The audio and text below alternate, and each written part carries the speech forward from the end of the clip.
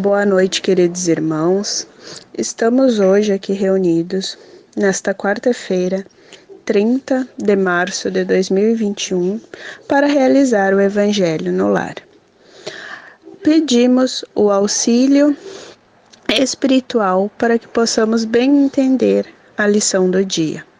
A nossa lição é do capítulo 16, Não se pode servir a Deus e a Mamon. Utilidade providencial da fortuna. Item 7.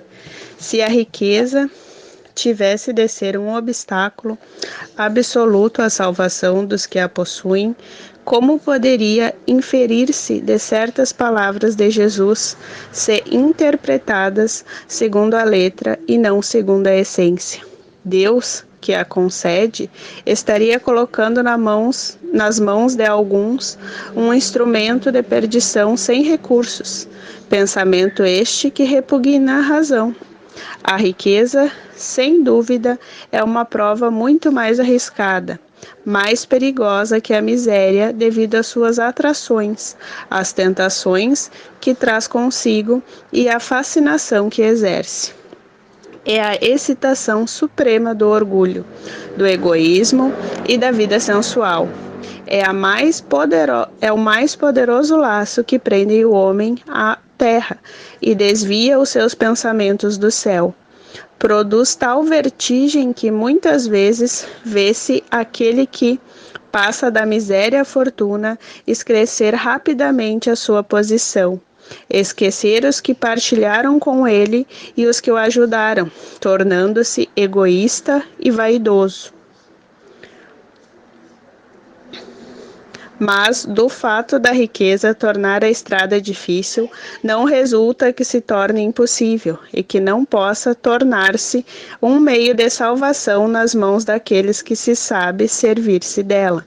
Assim como certos venenos podem envolver a saúde, se empregados oportunamente com discernimento. Quando Jesus disse ao jovem que o interrogava sobre os meios de ganhar a vida eterna, desfaça-te de todos os teus bens e me segue.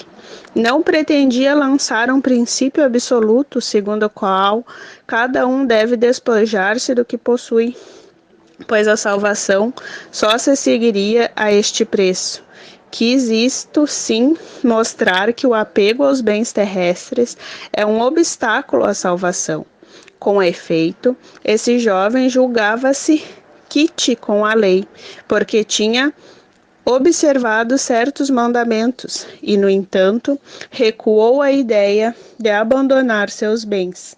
Seu desejo de obter a vida eterna não chegava até este sacrifício.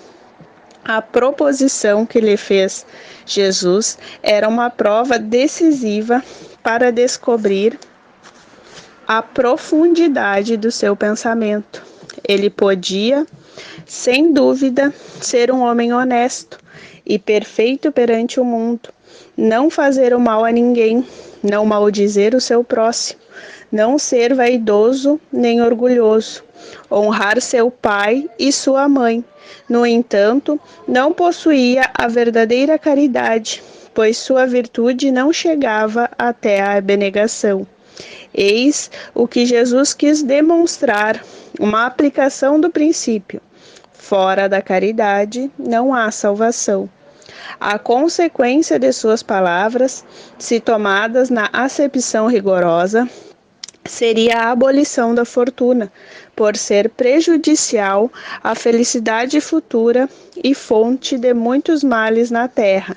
Seria, além disso, a condenação do trabalho que pode proporcioná-la, consequência absoluta que levaria o homem à vida selvagem, e por isso mesmo estaria em contradição com a lei do progresso, porque também é a lei de Deus. Se a riqueza é fonte de muitos males, se ela excita tanto as más paixões, se até chega a provocar tantos crimes, é preciso atribuir isso não à coisa em si, mas ao homem que dela abusa, como abusa de todos os dons de Deus. Pelo abuso, ele torna pernicioso, o que mais lhe poderia ser útil. É a consequência do estado de inferioridade do mundo terrestre. Se a riqueza não pudesse produzir senão o mal, Deus não a teria posto sobre a terra. Cabe ao homem extrair o bem dela. Se a riqueza não é um elemento direto do progresso moral, é incontestavelmente um poderoso elemento do progresso intelectual. Com efeito, o homem tem como missão trabalhar para o aprimoramento material do globo. Ele deve desbravá-lo, saneá-lo e dispô-lo de modo a um dia receber toda a população que sua extensão comportaria. Para nutrir essa população que cresce sem cessar, é preciso aumentar a produção. Se a produção de uma região é insuficiente, é preciso buscá-la fora. Por isso mesmo, as relações de povo com povo torna-se uma necessidade. Para torná-las mais fáceis, é preciso destruir os obstáculos materiais que as separam, tornando as comunicações mais rápidas. Para trabalhos que são obras de século, o homem teve que ir buscar materiais até as entranhas da terra. Procurou na ciência os meios de executá-los mais segura e rapidamente, mas para realizá-los é preciso recurso. A necessidade faz ele criar a riqueza, para ela lhe fez descobrir a ciência. A atividade que lhe faz necessária, devido a estes mesmos trabalhos, cresce e desenvolve a inteligência do homem. Esta inteligência, que inicialmente ele concentra na satisfação das necessidades materiais, mais tarde irá ajudá-lo a compreender as grandes verdades morais, sendo a riqueza o primeiro meio de execução. Sem ela, não haveria mais grandes trabalhos, nem atividades, estímulos ou pesquisas. Portanto, é com razão que se considera a riqueza um elemento de progresso. Bom, irmãos, depois da leitura deste evangelho, nos fica claro que cada uma destas lições nos traz um grande esclarecimento, principalmente no momento que a gente está vivendo, que a gente sabe das riquezas que temos, não só nas riquezas materiais, mas a riqueza de pessoas, de inteligências, de pesquisas, de coisas que podem crescer e ajudar a nossa população e o nosso mundo a evoluir. Então a gente tem que procurar sempre vibrar positivamente para que essas pessoas que estão sendo intuídas e que estão destinadas a estas descobertas, a estes estudos, a esse uso positivo da sua inteligência, a gente tem que procurar ajudar com vibrações positivas, com preces, para que o mundo consiga vibrar nessa mesma sintonia de equilíbrio. A vacina que a gente tanto deseja e almeja neste momento de pandemia, ela deve sim estar nas nossas orações, nos nossos pensamentos.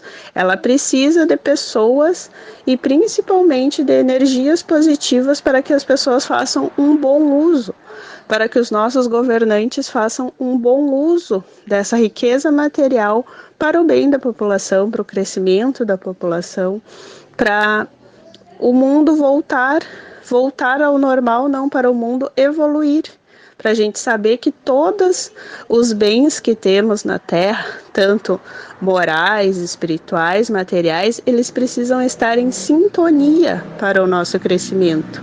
E para que isso aconteça, as pessoas precisam estar em sintonia no mesmo propósito, no propósito de crescimento, de fazer o bem e de crescer todos juntos, porque a grande lição, com certeza, que vai ficar para a gente desta pandemia é que a gente precisa de um crescimento coletivo e junto. A gente não vai conseguir evoluir, não vai conseguir sair deste momento se o engajamento não for de todo mundo. É isso que essa lição nos traz aqui. A, a utilidade da fortuna, ela só é bem vista, ela só é aplicada de uma boa maneira se todo mundo estiver com o mesmo pensamento. Então, eu acho que o grande ensinamento dessa lição é isso: a gente vibrar positivamente, a gente utilizar a nossa energia positiva, que é a fortuna que cada um pode oferecer neste momento, é a nossa vibração positiva, que a gente possa e que a gente saiba usar esses ensinamentos e esse nosso entendimento positivamente. Claro que tem momentos que a gente fica triste, que a gente fica temeroso, mas a gente tem que ter a certeza que a gente vai passar por isso e que a gente vai ter condições de passar por isso, porque Deus nunca daria uma prova, uma dificuldade maior do que as nossas forças. Eu acho que esse tem que ser o nosso pensamento como irmãos, como cristãos, como espíritas, que Deus não nos daria um fardo maior do que a gente pudesse carregar.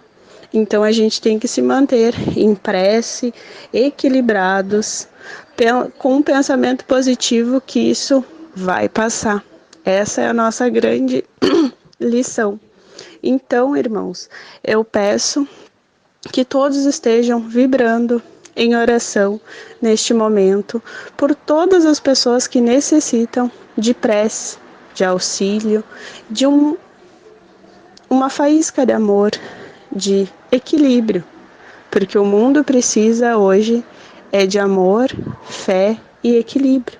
Então é isso que a gente pede nas nossas orações, que o nosso grupo consiga estar unido neste momento, neste horário de oração, e vibre positivamente pela nossa cidade, pelo nosso estado, pelo nosso país e pelo mundo. Que a gente consiga se conectar com esses espíritos superiores que estão trabalhando constantemente e incansavelmente, que a gente possa vibrar junto com eles por essa melhora da Terra, por essa melhora principalmente dos habitantes que nela vivem. Então, meus irmãos, elevamos nosso pensamento a Deus, agradecendo pela oportunidade de estar vivos neste globo para aprender, para nos aprimorar, para crescer espiritualmente. Então, pedimos pelas águas que elas sejam fluidificadas e nos deem esta paz, este equilíbrio e este remédio do corpo e do espírito que a gente necessita. Peço que os bons espíritos entrem no lar de cada um dos irmãos que está ouvindo esta prece, trazendo a calma, trazendo a proteção e trazendo o equilíbrio que necessitamos. Que sejamos fortes, irmãos, porque essa é a nossa missão: levar a calma, levar a tranquilidade às pessoas. A gente precisa ser unidos e perseverar nesta missão. Deus acredita em seus filhos, acredita no bom caráter dos seus filhos, no bom princípio, na fé. E a nossa fé neste momento está sendo testada e ela precisa ser inabalável. Então, meus irmãos, que possamos concluir este dia, que possamos estar sempre com essa certeza: Deus está com todos. Deus nos dá a cada um a missão de recomeçar a cada dia. Então, com fé e com a certeza de que estamos assistidos pela nossa casa, que a gente prossiga a nossa caminhada, que a gente possa levar a palavra, o auxílio e principalmente a boa energia para as pessoas, que é disso que elas precisam. Que possamos estar sempre em prece pela nossa família, pelo nosso grupo e por todas as pessoas que se aproximarem de nós. Tenham uma boa noite e que assim seja.